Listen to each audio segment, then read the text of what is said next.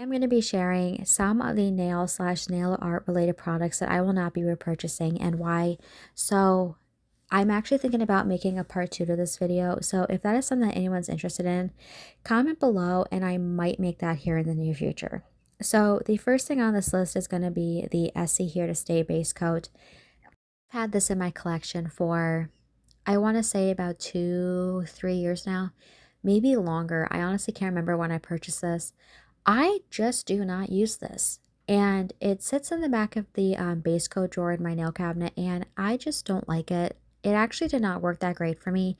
What I'm going to do so that I don't like waste it by throwing it away, I'm going to go ahead and just use it as a filming base coat so that I can use it up. And then once it's done, we are not repurchasing this. So the next thing on my list is going to be the OPI Natural Nail Base Coat. And I do love this base coat. There's really nothing wrong with the base coat, but the reason why I'm not going to repurchase it is I just don't want it in my collection anymore. It also took my attention away from the other base coat in my collection that is like my hands down favorite one. So yeah, but like I said, I'm not going to be throwing it away just yet. I'm going to be waiting until I use it up and then throw it away. So the next thing on my list is going to be the Sally Hansen Dries Instantly Top Coat. I absolutely love Sally Hansen when I first started nail art. However, now I don't love them as much.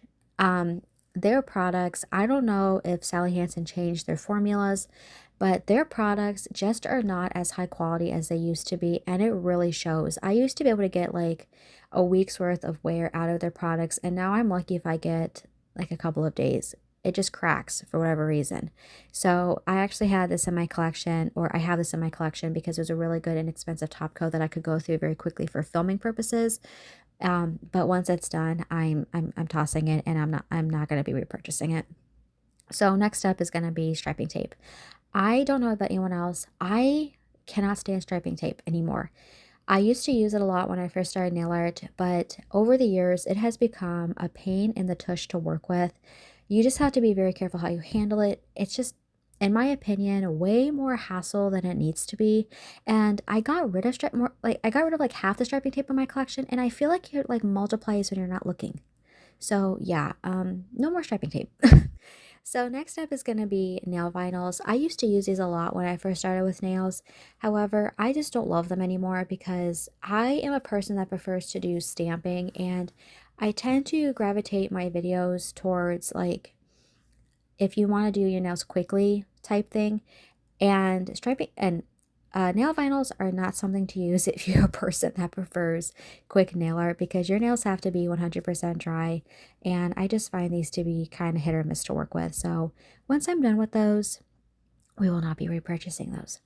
So next up is going to be any type of nail polish palette or paint palette like so.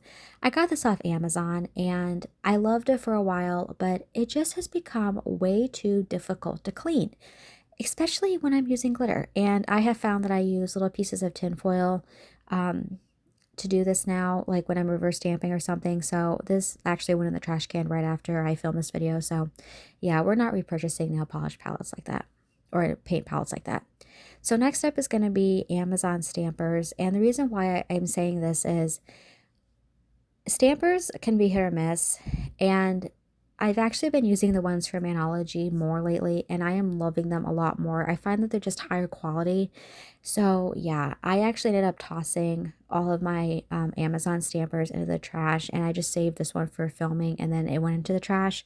So I'm just going to stick to the Manology ones because I prefer those more. All right, so next up is gold or just caviar beads for nails. These I don't use. I got these for a very specific series on my channel and I just never use them. So yeah, I'm just not going to repurchase them if I ever do use them up. Yeah, I just don't love them. And these are things that you have to be very, very careful with because they will go absolutely everywhere. So enough said on that one. So next up is going to be very long false nail sticks. So I used to use these a lot, But then I started gravitating more toward like the medium and the shorter length false nails for my channel, and I just prefer those over the long nails. So I actually just use these now for my YouTube shorts, and then once they're used up, I have two packs that are long like this. Once those are both used up, I am just not going to be repurchasing those very long nails again.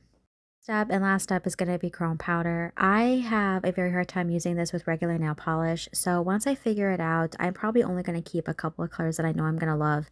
I just don't love chrome powder enough to keep it in my collection permanently. And that is it for this video.